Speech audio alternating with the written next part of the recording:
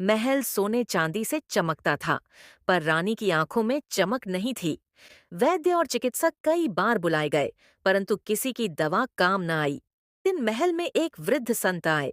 उन्होंने कहा, महाराज, रानी की बीमारी का इलाज सोने चांदी या दवा से नहीं होगा। उन्हें सच्चा सुख और प्रेम का अनुभव चाहिए। आप उनकी परीक्षा लीजिए। राजा चौंक गए। संतवर, परीक्षा कैसी? संत मुस्कुराए। आप रानी को साधारण वेश में गांव ले जाइए। वहां देखिए, क्या वे महल की वैभवशाली जिंदगी के बिना आपके साथ रह पाएंगी?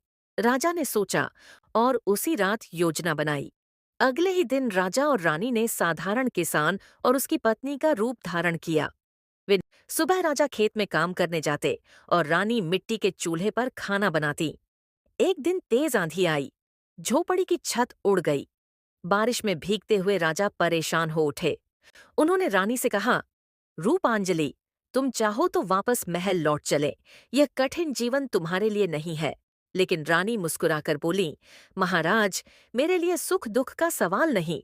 जब तक आप मेरे साथ हैं, हर जगह महल है और हर कठिनाई मेरे लिए सरल। राजा की आंखें भर आईं। उन्हें संत के वचनों का अर्थ समझ आ गया। कुछ दिनों बाद वे वापस महल लौट आए। अब रानी की बीमारी भी धीरे धीरे मिटने लगी, क्योंकि उनके हृदय में अब यह विश्वास पक्का हो गया था कि उनका और राजा का रिश्ता केवल वैभव पर नहीं, बल्कि अटूट प्रेम पर टिका है।